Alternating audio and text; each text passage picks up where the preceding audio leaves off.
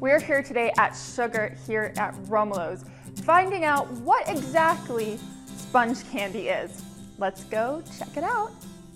Sponge candy is a staple confection of Erie. But what is it made out of? How is it made? We've come to the professionals to get some answers. From the conversations I've had with Romulo, with my grandfather in the past, it was a piece of candy that they were really trying to come up with in the early 1900s that would be a summer piece of candy. So what the company that he worked for initially was very famous for hard candy. So what they did is they tried to take a hard candy piece and basically aerate it by using baking soda. Company Romulo worked for, Lofts Candies, found it sticky and difficult to work with and soon dropped it. Romulo moved to Erie and didn't give up on that sticky sweet. And what he decided to do was to cover it with chocolate to avoid the stickiness. And that was really the birth of sponge as we know it. That was right around the time of the Depression.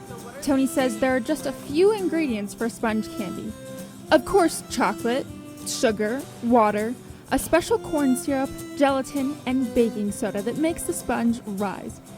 So, how is it made? You start off in a copper kettle, mix your ingredients. You have to take that to a temperature that really is dependent on the season.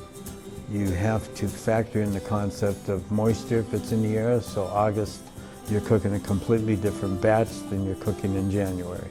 So the skill set is intense for it because basically you have almost making a product that every 2 months your formulation is going to change. So we cut back water, we add water depending on the weather, and we monitor that very closely. And after you cook it to a high temperature, depending on the weather profile you're dealing with, then it is dumped into a stainless steel kettle. It's cooled down.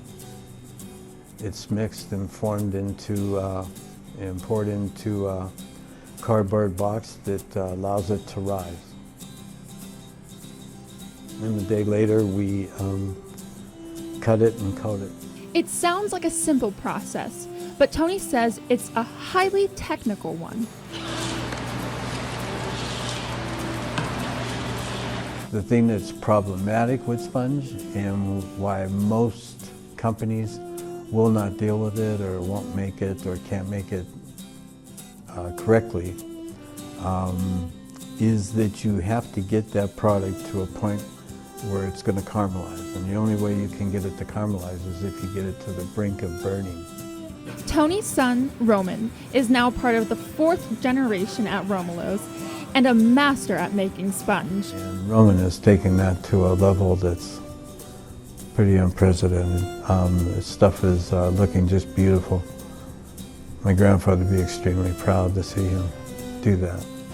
Roman learned under his father and has been working with his family for the past 22 years. He is absolutely makes it look effortless, and it's not. So whether you think he's not paying attention to a lot more than you're seeing, he is. With so much dedication going into this candy, it's no wonder Erie loves it. I would think sponge candy is, if not our most popular item, one of our top items, no matter what season, no matter what holiday. Romulo's even has a couple of sponge candy frozen treats. We created a sponge candy milkshake using vanilla ice cream and sponge candy, some butterscotch, and it's just an amazing feat of shake.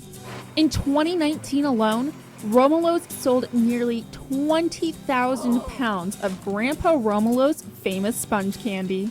It sounds like a simple process, but there's a lot of love and dedication that goes into making an Erie iconic candy, sponge candy.